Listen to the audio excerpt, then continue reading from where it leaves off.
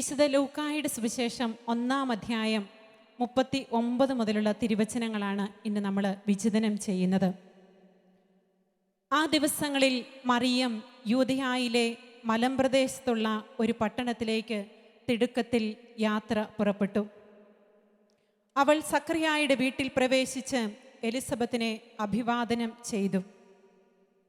മറിയത്തിൻ്റെ അഭിവാദനം കേട്ടപ്പോൾ എലിസബത്തിൻ്റെ ഉദരത്തിൽ ശിശു കുതിച്ചു ചാടി.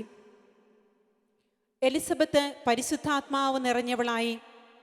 അവൾ ഉദ്ഘോഷിച്ചു, നീ സ്ത്രീകളിൽ അനുഗ്രഹീതയാണ്, നിന്റെ ഉദരഫലം അനുഗ്രഹീതം. എൻ്റെ കർത്താവിൻ്റെ അമ്മ എൻ്റെ അടുത്തു വരുവാനുള്ള ഭാഗ്യം എനിക്ക് എവിടെ നിന്ന്? ഹല്ലേലൂയ.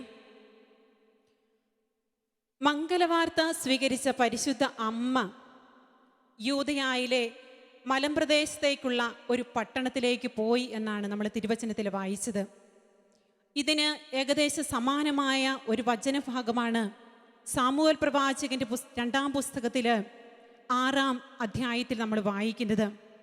ദാവീദും ഇസ്രായേൽ ജനം മുഴുവനും യൂദയായിലെ ഒരു പട്ടണത്തിലേക്ക് വാഗ്ദാന പേടകം കൊണ്ടുവരുന്നതിനായിട്ട് പോയി.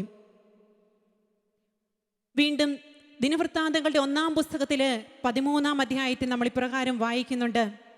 ദാവീദും ഇസ്രായേൽ ഭവനം മുഴുവനും വാഗ്ദാന പേടകത്തിന് മുമ്പിൽ താളമേളങ്ങളോടെ ആനന്ദ നൃത്തമാടി ദൈവത്തെ സ്തുതിക്കുന്നതായി.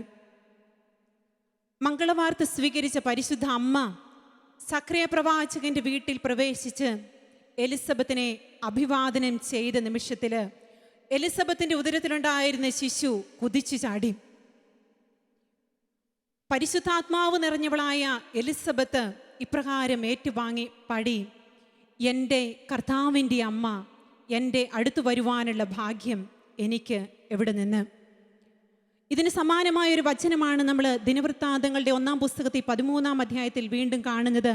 ദാവീദ് ഇപ്രകാരം പറയുന്നു, എൻ്റെ കർത്താവിൻ്റെ പേടകം എൻ്റെ അടുക്കലേക്ക് കൊണ്ടുവരുവാനുള്ള യോഗ്യത എനിക്ക് എങ്ങനെ കിട്ടിയെന്ന്. വീണ്ടും നമ്മൾ ദിനവൃത്താന്തങ്ങളുടെ 1-ാം പുസ്തകത്തിൽ വായിക്കുന്നുണ്ട്, ഈ വാഗ്ദാന പേടകം 3 മാസം ഹിത്തനായ ഓബദ് ഏദോമിൻ്റെ ഭവനത്തിലായിരുന്നുവെന്ന്. പരിശുദ്ധ അമ്മയുടെ ജീവിതത്തിലേക്ക് കടന്നു വരുമ്പോൾ പുതിയ വാഗ്ദാന പേടകമായ പരിശുദ്ധ അമ്മ എലിസബത്തിൻ്റെ ഭവനത്തിൽ 3 മാസം താമസിച്ച് അവൾക്ക് ശുശ്രൂഷ ചെയ്തു. BC 587 ജെറുസലേം ദേവാലയവും ജെറുസലേം പട്ടണം മുഴുവനും ബാബിലോണിയക്കാർ വന്ന് നശിപ്പിച്ചു. എന്നാൽ അതിനു മുമ്പ് ജെറമ്യാ പ്രവാചകൻ ഈ വാഗ്ദാന പേടകം ദേവാലയത്തിൽ നിന്നും എടുത്ത് ദൈവം അവകാശമായി നൽകിയ ഭൂമി കാണുവാൻ മോശ കയറിയ മലയിലെ ഒരു ഗുഹയിൽ ഒളിപ്പിച്ചു വെച്ചു. അതിൻ്റെ പ്രവേശന കവാടം അടച്ചു ഭദ്രമാക്കി. അതിനുശേഷം ജെറമ്യാ പ്രവാചകന്റെ ശിഷ്യന്മാര് ഈ വാഗ്ദാന പേടകം കണ്ടെത്തുവാൻ ശ്രമിച്ചെങ്കിലും അവർക്കതിന് സാധിച്ചില്ല. ഇതറിഞ്ഞ ജെറമ്യാ പ്രവാചകൻ അവരെ ശകാരിച്ചുകൊണ്ട് മക്കബായരുടെ 2-ാം പുസ്തകത്തിൽ 2-ാം അധ്യായത്തിൽ ഇപ്രകാരം പറയുന്നുണ്ട്, ദൈവം തൻ്റെ ജനത്തെ വീണ്ടും ഒരുമിച്ച് കൂട്ടുകയും അവരോട് കരുണ കാണിക്കുകയും ചെയ്യുന്നതുവരെ ഈ സ്ഥലം അജ്ഞാതമായിരിക്കും. പരിശുദ്ധ അമ്മയിലൂടെ ദൈവം തൻ്റെ കാരുണ്യം വീണ്ടും വെളിപ്പെടുത്തിയത് ബെത്ലഹേമിലെ കാലിത്തൊഴുത്തിൽ ഈശോയ്ക്ക് ജന്മം നൽകിക്കൊണ്ടായിരുന്നു. കരുണ എന്ന വാക്കിൻ്റെ ഹീബ്രു പദമാണ് റഹം എന്നത്. അതുപോലെ ഉദരം എന്ന വാക്കിൻ്റെയും ഹീബ്രു പദം റഹം എന്ന് തന്നെയാണ്. പരിശുദ്ധ അമ്മയുടെ ഉദരത്തിൽ നിന്നും കരുണയായ ഈശോയ്ക്ക് ജന്മം നൽകിക്കൊണ്ട് പിതാവായ ദൈവം തൻ്റെ കാരുണ്യത്തിൻ്റെ മുഖം ഈ ലോകത്തിന് വെളിപ്പെടുത്തി. വാഗ്ദാന പേടകത്തെക്കുറിച്ച് പറയുമ്പോൾ നീണ്ട വർഷങ്ങൾ മരുഭൂമിയിലൂടെ യാത്ര ചെയ്ത ഇസ്രായേൽ ജനത്തിന് ദൈവ സാന്നിധ്യത്തിൻ്റെ അടയാളമായിരുന്നു അവരോടൊപ്പം ഉണ്ടായിരുന്ന വാഗ്ദാന പേടകം. വീണ്ടും അവരോടൊപ്പം ഉണ്ടായിരുന്ന ദൈവ സാന്നിധ്യത്തിൻ്റെ അടയാളമായിരുന്നു വാഗ്ദാന പേടകം. നമ്മൾ പരിശുദ്ധ അമ്മയുടെ ലുത്തിനിയ ചൊല്ലി പ്രാർത്ഥിക്കുമ്പോൾ ഇപ്രകാരം പ്രാർത്ഥിക്കുന്നില്ലേ, വാഗ്ദാന പേടകമേ ഞങ്ങൾക്ക് വേണ്ടി അപേക്ഷിക്കണമേ എന്ന്. ഈ പഴയ വാഗ്ദാന പേടകത്തിലുണ്ടായിരുന്നത് 3 കാര്യങ്ങളാണ്. അഹ്റോന്റെ തളിർത്ത വടി പൗരോഹിത്യത്തെ സൂചിപ്പിക്കുന്നു. അതുപോലെ മന്ന, നീണ്ട വർഷങ്ങൾ മരുഭൂമിയിലൂടെ യാത്ര ചെയ്ത് ഇസ്രായേൽ ജനം അനുഭവിച്ചെറിഞ്ഞ ദൈവ പരിപാലനയുടെ സൂചനയാണ്, പ്രതീകമാണ് മന്ന. അതുപോലെ ദൈവം നൽകിയ കൽപ്പലകകൾ ഈ വാഗ്ദാന പേടകത്തിലുണ്ടായിരുന്നു. നമ്മളിന്ന് വാഗ്ദാന പേടകമേ ഞങ്ങൾക്ക് വേണ്ടി അപേക്ഷിക്കണമേ എന്ന് പ്രാർത്ഥിക്കുമ്പോൾ ഈ പരിശുദ്ധ അമ്മയിലൂടെ ഈ 3 കാര്യങ്ങളും പിതാവായ ദൈവം ഇന്ന് ലോകത്തിന് നൽകി കഴിഞ്ഞു. പുതിയ വാഗ്ദാന പേടകമായ പരിശുദ്ധ അമ്മ ദൈവവചനമായ ഈശോയ്ക്ക് ജന്മം നൽകി.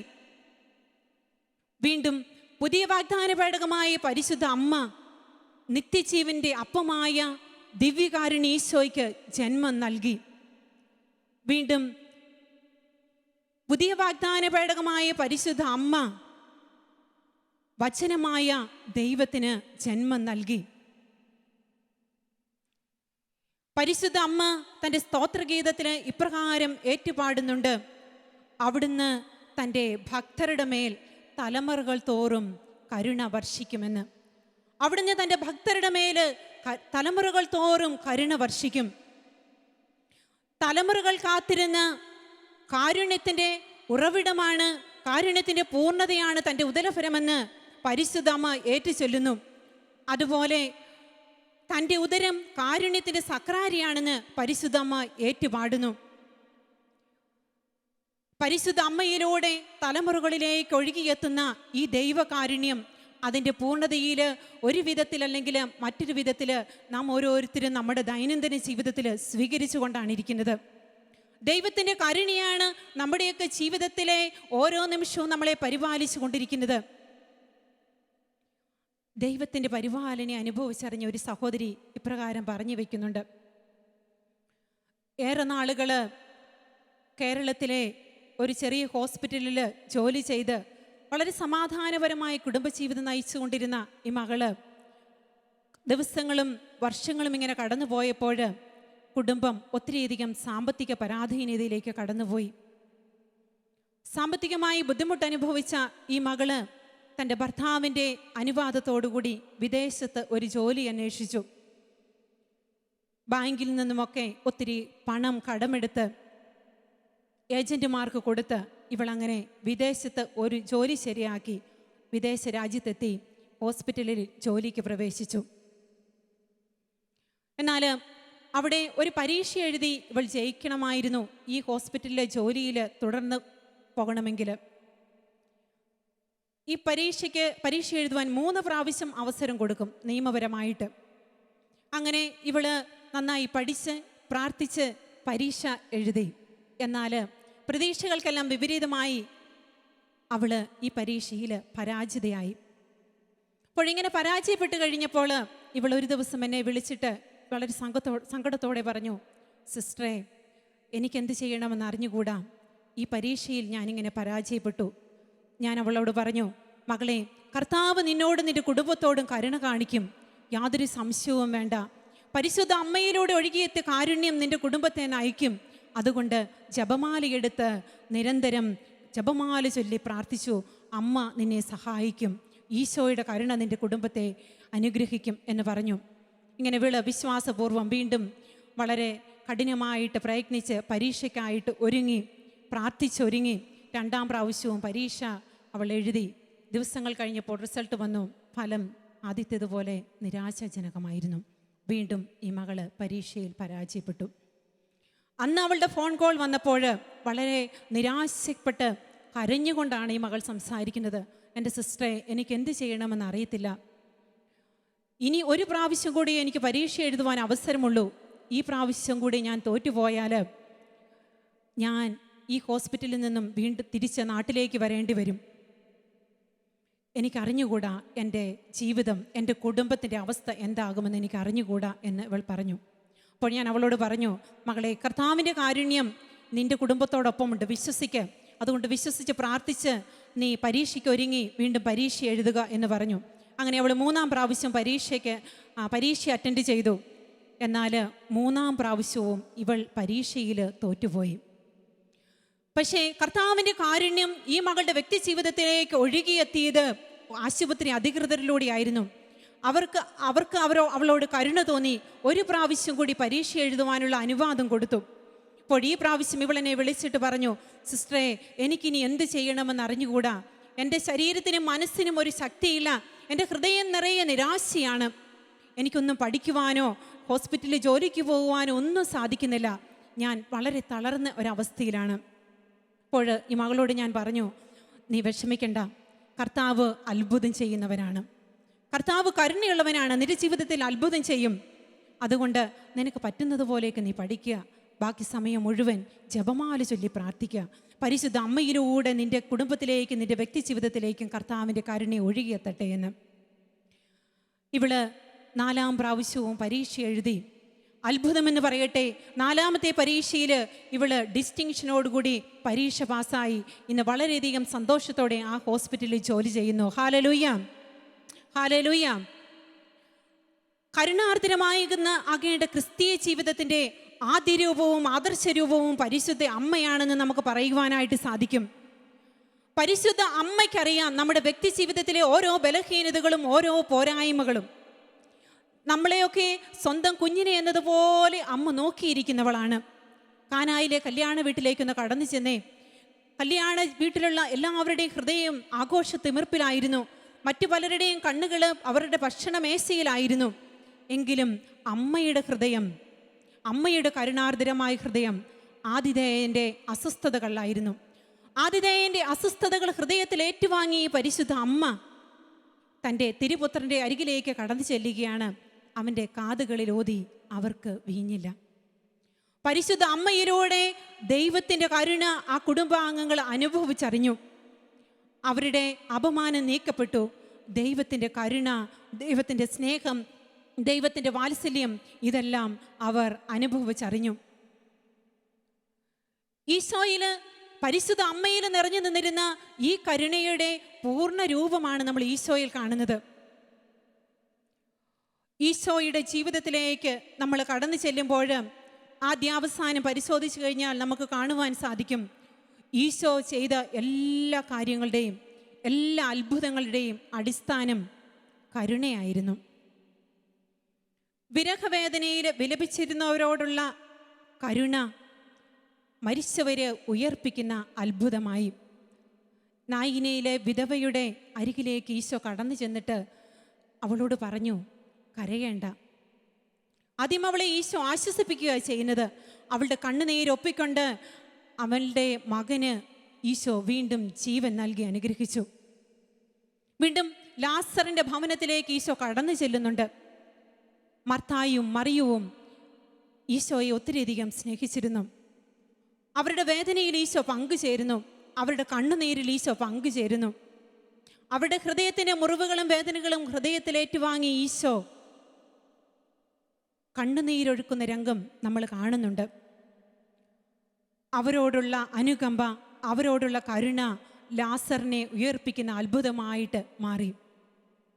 വീണ്ടും വേദനിക്കുന്ന വ്യക്തികളോടുള്ള ദൈവത്തിൻ്റെ കരുണ, ഈശോയുടെ കരുണ അത്ഭുതമായിട്ട് അപ്പം വർദ്ധിപ്പിക്കുന്ന രീതിയിൽ സമൂഹത്തിലേക്ക് കടന്നു വന്നു. രോഗികളോടുള്ള കരുണ രോഗസൗഖ്യമായിട്ട് അനേകരിലേക്ക് കടന്നു വന്നു.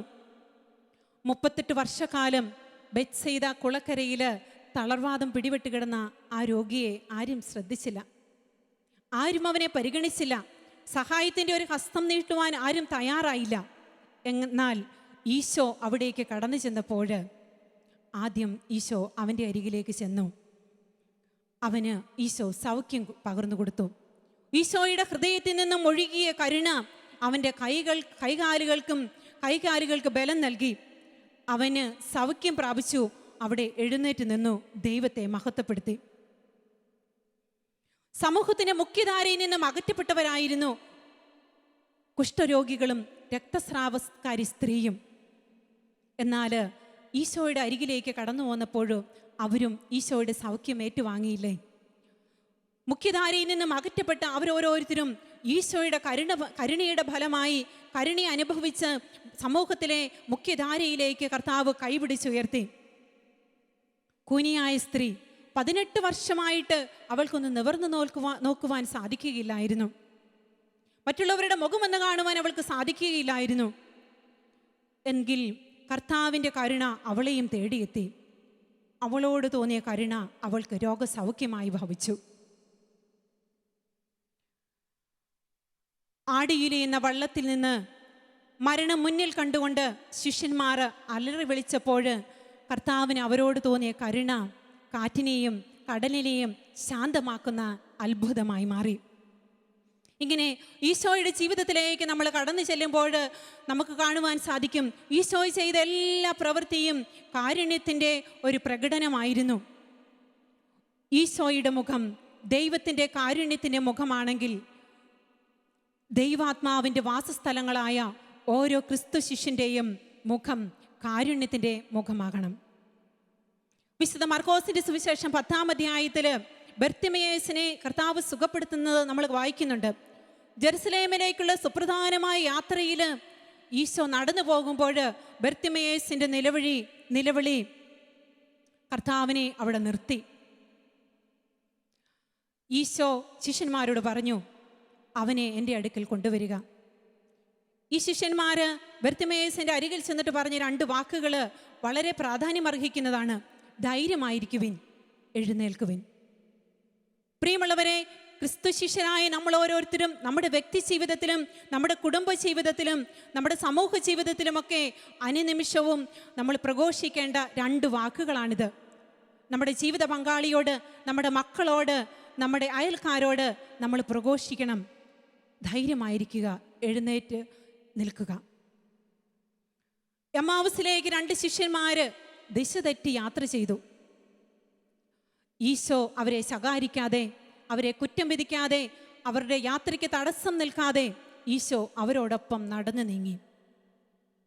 കിലോമീറ്ററുകളോളം ഈശോ അവരോടൊപ്പം നടന്നു. അവർക്ക് ദിശാബോധം ലഭിക്കുന്നതുവരെ ഈശോ അവരോടൊപ്പം ഉണ്ടായിരുന്നു.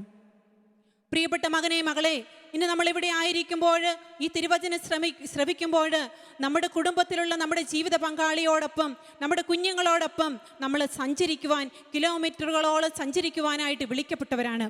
ഒരുപക്ഷെ നിന്റെ ജീവിത പങ്കാളി ദിശാബോധം നഷ്ടപ്പെട്ടവനായിരിക്കാം, നഷ്ടപ്പെട്ടവളായിരിക്കാം, മദ്യപാനത്തിന് അടിമയായിരിക്കാം, പുകവലിക്ക് അടിമയായിരിക്കാം, മറ്റ് ദുശീലങ്ങൾക്ക് അടിമയായിരിക്കാം. കുറ്റപ്പെടുത്താതെ, ശകാരിക്കാതെ നിന്റെ ജീവിത പങ്കാളിയോടൊപ്പമുള്ള നിന്റെ യാത്ര ആ മകന് അല്ലെങ്കിൽ ആ മകൾക്ക് ധൈര്യമേകും എഴുന്നേറ്റ് നിൽക്കുവാനും. ഒരു സഹോദരന് ഇപ്രകാരം പങ്കുവെച്ചു, സിസ്റ്ററെ, 30 വർഷമായി ഞാനൊരു ചെയിൻ സ്മോക്കറാണ്. നിരന്തരം സിഗരറ്റ് വലിക്കുന്ന സ്വഭാവത്തിൻ്റെ അടിമയായിരുന്നു. എന്നാൽ ഒരു സുപ്രഭാതത്തിൽ ഞാൻ എഴുന്നേറ്റപ്പോൾ സിഗരറ്റ് വലിക്കുവാൻ മറന്നുപോയി. ഇന്ന് വരെ വീണ്ടും എനിക്ക് വലിക്കുവാനുള്ളൊരു ആഗ്രഹം ഉണ്ടായിട്ടേയില്ല. അതിന് കാരണം എന്തെന്ന് സിസ്റ്ററിന് അറിയാമോ? എൻ്റെ ജീവിത പങ്കാളിയുടെ സ്നേഹവും ത്യാഗപൂർണമായ പ്രാർത്ഥനയുമാണ് ഇന്ന് ഞാനിവിടെ ഒരു ഈശോയ്ക്ക് ഇഷ്ടപ്പെട്ട മകനായിട്ടിരിക്കുന്നതെങ്കിൽ കാരണമായിരിക്കുന്നത്. 30 നീണ്ട വർഷക്കാലം ഈ വീട്ടമ്മയ ദിശ തെറ്റിയ ഈ മകനോടൊപ്പമുള്ള യാത്ര ആ മകന് ധൈര്യം പകർന്നു നൽകി, എഴുന്നേറ്റ് നിൽക്കുവാനുള്ള ശക്തി നൽകി. ആ കുടുംബത്തിൽ ആ വീട്ടമ്മ ഈശോയുടെ കാരുണ്യത്തിന് മുഖം പ്രഘോഷിക്കുകയായിരുന്നു. വീണ്ടും നമ്മുടെ കുടുംബങ്ങളിൽ ദിശ തെറ്റി സഞ്ചരിക്കുന്ന കുഞ്ഞുങ്ങളോടൊപ്പം, യുവതി യുവാക്കളോടൊപ്പം സഞ്ചരിക്കുവാൻ ഒരു മാതാവിനും പിതാവിനും സാധിക്കണം. അവരെ കുറ്റപ്പെടുത്താതെ, അവരെ സ്നേഹിച്ചുകൊണ്ട് കരുണയോടെ വർദ്ധിക്കുവാൻ ഒരു മാതാവിനും പിതാവിനും കഴിയണം. ഒരു യുവ സുഹൃത്ത് ഇപ്രകാരം പങ്കുവെച്ചു, സിസ്റ്ററെ, നല്ലൊരു കത്തോലിക്ക കുടുംബത്തിൽ ജനിച്ചു വളർന്ന ഒരു മകനാണ് ഞാൻ. എന്നാൽ എൻ്റെ പിതാവ് ഭയങ്കര കാർക്കശ്യ സ്വഭാവക്കാരനായിരുന്നു. വളർന്നു വന്ന നാളുകളിൽ കൗമാരക്കാലത്തിലേക്കൊക്കെ കടന്നു കഴിഞ്ഞപ്പോൾ പിതാവിൻ്റെ ഈ കാർക്കശ്യ സ്വഭാവത്തിൽ നിന്നും ശിക്ഷണത്തിൽ നിന്നുമൊക്കെ ഞാൻ ഓടി രക്ഷപ്പെട്ടത് ലോകത്തിൻ്റെതായ പുകപടലങ്ങളിലേക്കായിരുന്നു. ലോകം നൽകിയ സുഖഭോഗങ്ങൾ ഒന്നൊന്നായി ഞാൻ ഏറ്റുവാങ്ങി. ലോകം എനിക്ക് നൽകിയ സുഹൃത്തുക്കളെ ഞാൻ സ്വീകരിച്ചു. എങ്കിലും ഈ കാലയളവിൽ ഞാൻ ഓർക്കുകയാണ്, എൻ്റെ അമ്മ ഒരു നിഴൽ പോലെ എന്നെ പിന്തുടരുന്നുണ്ടായിരുന്നു. അമ്മയുടെ സാന്നിധ്യം എനിക്കെന്ന് ശക്തി പകരുന്ന ഒന്നായിരുന്നു. എങ്കിലും എൻ്റെ ജീവിത രീതി ഞാൻ തുടർന്നു കൊണ്ടുപോയി അവസാനം ഞാൻ ജീവന തുല്യം സ്നേഹിച്ചിരുന്ന ഒരു പെൺകുട്ടി ഉണ്ടായിരുന്നു. അവളും എന്നെ വിട്ടുപേക്ഷിച്ചു പോയി. അവളുടെ അവഗണന അല്ലെങ്കിൽ അവൾ എന്നെ തിരസ്കരിച്ച് കളഞ്ഞത് എനിക്ക് ഒരു രീതിയിലും സ്വീകരിക്കുവാനായിട്ട് സാധിച്ചില്ല. ഞാൻ നിരാശയുടെ അടിമത്തത്തിലേക്ക് പോയി. മരിച്ചാൽ മാത്രം മതി എന്നുള്ള ചിന്തയുമായിട്ട് ഞാനിങ്ങനെ ദിനരാത്രങ്ങൾ തള്ളി നീക്കി. ഒരു ദിവസം മരണത്തെക്കുറിച്ച് ഇങ്ങനെ ആലോചിച്ചു കൊണ്ട് കിടക്കുമ്പോൾ എൻ്റെ അമ്മയുടെ സാന്നിധ്യം എനിക്ക് ഓർമ്മ വന്നു. അമ്മയുടെ സാന്നിധ്യം എന്നെ ധൈര്യപ്പെടുത്തി. വീണ് കിടക്കുന്നിടത്ത് നിന്ന് എഴുന്നേൽക്കുവാൻ അമ്മയുടെ ആ സ്നേഹം എനിക്ക് പ്രചോദനം നൽകി. എൻ്റെ അമ്മയുടെ കരുണാർദ്രമായ ഹൃദയമാണ് ഇന്ന് ഈ വചനകൂടാരത്തിലിരുന്ന് ഇത്രയും ദിവസങ്ങൾ വചനം ശ്രവിക്കുവാനും ഒരു പുതിയ ജീവിത മാർഗം സ്വീകരിക്കുവാനുമൊക്കെ എനിക്ക് ശക്തി പകർന്നത്. കുഞ്ഞുങ്ങളുടെ ഹൃദയങ്ങളും അവരുടെ ഹൃദയവേദനകളും ദുഃഖങ്ങളുമൊക്കെ ഒപ്പിയെടുത്തുകൊണ്ട് ദിശാബോധം ലഭിക്കുന്നതുവരെ ഈ അമ്മയെപ്പോലെ കർത്താവിൻ്റെ കാരുണ്യത്തിൻ്റെ മുഖം ഓരോ മകനും മകൾക്കും പങ്കുവെച്ചു കൊടുക്കുവാനുള്ള ഒരു വിളിയാണ് ഓരോ കുടുംബനാഥയ്ക്കും ഓരോ കുടുംബനാഥനുമുള്ളത്. അതുപോലെ വൈരത്തിൻ്റെ മതിൽക്കെട്ടുകൾക്കുള്ളിൽ കഴിയുന്ന കുടുംബ ബന്ധങ്ങളിലുള്ള കുടുംബ അംഗങ്ങൾക്ക് പരസ്പരം ക്ഷമിക്കുവാൻ കഴിയുക എന്നതും ഒരു വലിയ കാരുണ്യ പ്രവൃത്തിയല്ലേ? ഒരമ്മച്ചി ഇപ്രകാരമാണ് പങ്കുവെച്ചത്. ഞാൻ അമ്മച്ചിയോട് ചോദിച്ചു, അമ്മച്ചി പ്രാർത്ഥിക്കാറുണ്ടോ? കുടുംബ പ്രാർത്ഥനയുണ്ടോ? അപ്പോൾ അമ്മ പറഞ്ഞു, സിസ്റ്റേ എന്നും പ്രാർത്ഥിക്കാറുണ്ട്. ഒന്നിച്ചാണ് പ്രാർത്ഥിക്കുന്നത്? ഒന്നിച്ചല്ല, ഞാനും എൻ്റെ ഭർത്താവും ഒന്നിച്ച് പ്രാർത്ഥിക്കും. എൻ്റെ മകനും മകളും കുഞ്ഞുമക്കളും ഒന്നിച്ചിരുന്ന് അവരുടെ റൂമിൽ ഇരുന്ന് പ്രാർത്ഥിക്കും. ഞാൻ ചോദിച്ചു, എന്താണ്? സിസ്റ്റേ, എൻ്റെ മകളും മകനും എന്നോട് സംസാരിച്ചിട്ട് മാസങ്ങളായി. രോഗം വന്ന് കിടന്നാൽ പോലും ഒരു ഗ്ലാസ് വെള്ളം തരികയില്ല. വൈരത്തിൻ്റെ മതിലുകൾ കെട്ടി ഉയർത്തി കുടുംബങ്ങളിൽ ജീവിക്കുന്ന കുടുംബ ബന്ധങ്ങൾ എങ്ങനെയാണ് കാരുണ്യത്തിൻ്റെ മുഖം, ഈശോയുടെ കാരുണ്യത്തിൻ്റെ മുഖം പ്രകടിപ്പിക്കുവാനാകുന്നത്? പരിശുദ്ധ അമ്മയുടെ ജീവിതത്തിലേക്ക് നമ്മൾ കടന്നു ചെല്ലുമ്പോൾ നമുക്ക് കാണുവാൻ സാധിക്കും, അമ്മയുടെ ജീവിതം മുഴുവന് സേവനത്തിൻ്റെ ഒരു ജീവിതമായിരുന്നു. മറ്റുള്ളവരെ സേവിക്കുന്നതിൽ, അവർക്ക് സേവനം ചെയ്യുന്നതിന് സന്തോഷം കണ്ടെത്തിയ ഒരു അമ്മയെയാണ് നമ്മളിവിടെ കാണുന്നത്. നമ്മുടെയൊക്കെ വീടിൻ്റെ ഉമ്മറപ്പടികളിലും വൃദ്ധ മന്ദിരങ്ങളിലുമൊക്കെ കഴിയുന്ന നമ്മുടെ മാതാപിതാക്കൾക്ക് അവഗണനയും ശുശ്രൂഷയും ഒക്കെയാണ്, ശുശ്രൂഷിക്കാത്ത മനോഭാവവും ഒക്കെയാണ് നമ്മൾ നൽകുന്നതെങ്കിൽ കർത്താവിൻ്റെ കാരുണ്യത്തിൻ്റെ മുഖം നമ്മൾ എപ്രകാരമാണ് പ്രകടിപ്പിക്കുന്നത്? അവഗണിക്കപ്പെട്ട മാതാപിതാക്കളിലേക്ക് മക്കളുടെ പരിഗണനയും സ്നേഹവും ശുശ്രൂഷയും ഒക്കെ കടന്നു ചെല്ലുമ്പോൾ അവിടെയൊക്കെ ദൈവത്തിൻ്റെ കാരുണ്യത്തിൻ്റെ മുഖമാണ് പ്രകടിപ്പിക്കുന്നത്. പുതിയ വാഗ്ദാന പേടകമായ പരിശുദ്ധ അമ്മയിലൂടെ ദൈവത്തിൻ്റെ കാരുണ്യത്തിൻ്റെ മുഖം ഈശോയിൽ നാം ഓരോരുത്തരും അനുഭവിക്കുന്നു. നമ്മുടെ വ്യക്തി ജീവിതത്തിൽ നാം ഓരോരുത്തരും അനുഭവിക്കുന്നു. അമ്മയെപ്പോലെ തലമുറകളിലേക്ക് ഒഴുകിയെത്തുന്ന ഈ കാരുണ്യം നമ്മുടെ ജീവിതത്തിൽ അനുഭവിച്ചറിഞ്ഞ് നമ്മുടെ വ്യക്തി ജീവിതത്തിൽ, നമ്മുടെ കുടുംബ ജീവിതത്തിൽ, നമ്മുടെ സമൂഹത്തിൽ പങ്കുവെച്ചുകൊണ്ട് കരുണയുടെ വക്താക്കളാകുവാനുള്ള ഒരു വലിയ വിളിയും ദൗത്യവുമാണ് അമ്മ ഇന്ന് നമുക്ക് നൽകുന്നത്. നമുക്ക് എഴുന്നേറ്റ് നിൽക്കാം.